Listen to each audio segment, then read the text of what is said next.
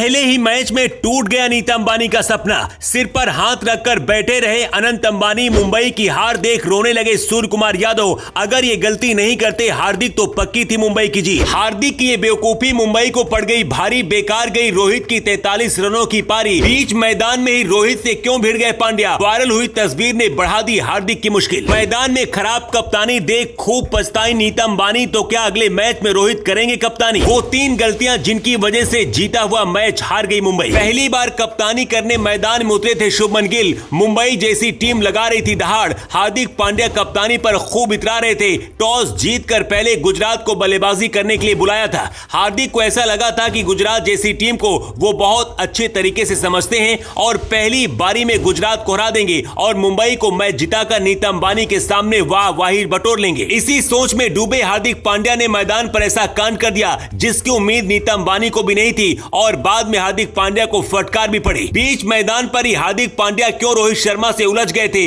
आप जानेंगे तो आप भी कहेंगे हार्दिक ने गलत किया। दोनों के बीच किस बात को लेकर टकराव हुआ था आपको बताते हैं, मगर इसकी शुरुआत कहां से हुई पहले उसकी क्रोनोलॉजी समझ लीजिए। शुरुआत में हार्दिक पांड्या घमंड में पूरी तरह चूर-चूर दिखाई दिए। ऐसा लग रहा था उनके सामने रोहित शर्मा की कोई हैसियत ही नहीं है और हार्दिक अपने मन के मुताबिक फैसला ले रहे थे। सबसे पहले हार्दिक पांड्या ने टॉस जीता और गुजरात की टीम को पहले बल्लेबाजी करने के लिए मैदान पर बुलाया। पारी की शुरुआत गिल और रिद्धिमान साहा ने की, लेकिन 31 रन के स्कोर पर ही गुजरात को पहला झटका लगा और इसके बाद कुछ ही देर खेलते ही गिल भी आउट होकर पवेलियन चले गए। इसके बाद काफी हद तक साई सुदर्शन ने पारी को संभाला और गुजरात के स्कोर बोर्ड को आगे बढ़ाया, लेकिन ज्यादा कमाल वो भी नहीं कर पाए और 45 रन बनाकर आउट हो गए। और इसके बाद गुजरात का जो भी बल्लेबाज मैदान पर आया वो सस्ते में आउट होकर चला गया। तब ऐसा लग रहा था कि गुजरात की टीम 150 रन तक भी नहीं पहुंच पाएगी, लेकिन किसी तरह गुजरात ने 168 रन बनाए और मुंबई के सामने 169 रन का साधारण सा लक्ष्य रखा। तब तक क्रिकेट के पंडित ये मान रहे थे कि इस मुकाबले को तो मुंबई बहुत आसानी से जीत जाएगी, क्योंकि मुंबई के पास रोहित शर्मा और ईशान किशन जैसे धाकड़ बल्लेबाज मौजूद है। इसके साथ ही तिलक वर्मा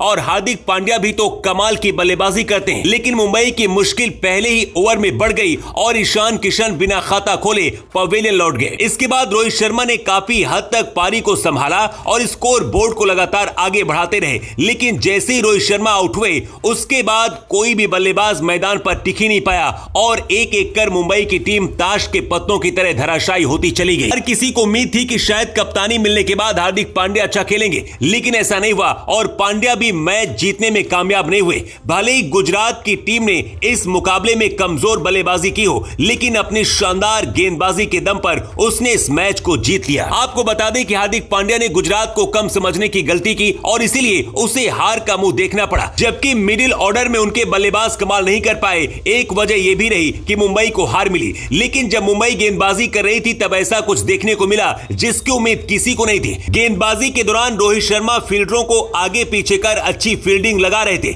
लेकिन हार्दिक पांड्या उनसे ही भिड़ गए और दोनों के बीच थोड़ी नोकझोंक भी दिखाई पड़ी। रोहित शर्मा का सिर तो 7वें आसमान पर पहुंच गया। इसके बाद उन्होंने हार्दिक को मैदान पर ही सुना दिया। हर कोई उम्मीद कर रहा था कि हार्दिक पांड्या घमंड में चूर-चूर नहीं होंगे, शर्मा से पूरी मदद लेकर मैदान में उतरेंगे, लेकिन ऐसा नहीं हुआ। हार्दिक ने एक बार फिर साबित कर दिया कि वो रोहित शर्मा का सम्मान नहीं करते और उनके दिल में रोहित के लिए केवल और केवल नफरत भरी पड़ी है। सोशल मीडिया पर लोग यही बात बोल रहे हैं। हार्दिक पांड्या को बुरी तरह से ट्रोल किया जा रहा है और कहा जा रहा है कि नीता अंबानी को हार्दिक को कप्तान बनाने की सजा पहले मैच में मिल गई और अब अगर मुंबई चाहती है कि आगे के मैच जीत जाए तो आगे के मैचों के लिए हार्दिक की जगह पर रोहित को कप्तान बनाया जाए। दोस्तों, इस पर आपकी क्या राय है? कमेंट करके अपनी राय आप जरूर दें।